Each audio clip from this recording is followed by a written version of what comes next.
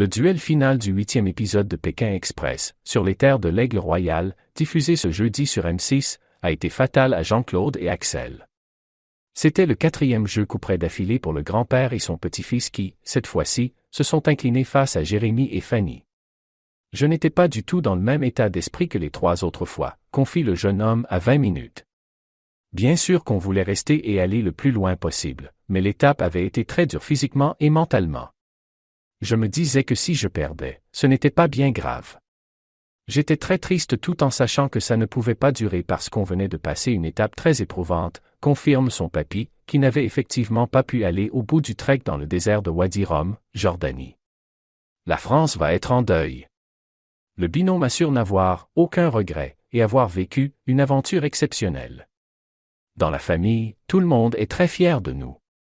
Personne ne nous attendait dans le dernier carré, avance Jean-Claude. Si Axel a suivi la saison avec ses amis à Montpellier, Hérault, où il étudie, le septuagénaire avait pris l'habitude de regarder chaque épisode avec le reste de la famille dans le berceau gersois. Il s'attendait à ce que le visionnage de ce jeudi soit compliqué, il a acheté 3 boîtes de mouchoirs en papier pour l'occasion. Il n'y a pas que chez lui que les larmes ont dû couler à l'issue de l'épisode, le grand-père et le petit-fils formaient le binôme chouchou du public. Nous recevons plein de messages positifs, ça nous fait super plaisir. Franchement, on ne nous envoie rien de négatif, je sais que, pour d'autres binômes, c'est différent, assure Axel, joint par téléphone mardi. Il redoute la réaction des téléspectateurs et téléspectatrices à leur élimination, la France va être en deuil. Jean-Claude le coupe en éclatant de rire, en deuil. Qu'est-ce que tu racontes? Les gens vont être tristes. Je redoute les réactions, précise son petit-fils. On nous dit qu'on fait du bien aux gens, ça me surprend. L'aïeul ne lui donne pas complètement tort. On nous dit qu'on fait du bien aux gens, ça me surprend. Dans la rue, je reçois des marques d'affection, raconte-t-il. Les enfants me reconnaissent. L'autre jour, je parlais avec quelqu'un près de la sortie d'une école. Les gamins, en me voyant, ont tout voulu faire une photo. J'ai trouvé ça fabuleux, ça fait plaisir.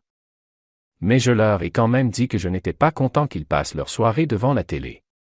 Il y a dans ce lien grand-père, petit-fils un côté voyage initiatique, de passage de flambeau, d'apprentissage, de sagesse.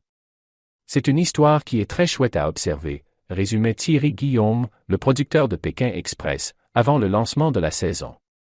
C'est effectivement ce que le public a pu voir au fil des épisodes, le soutien mutuel, la tendresse, la fougue de la jeunesse rééquilibrée par la sérénité de l'expérience.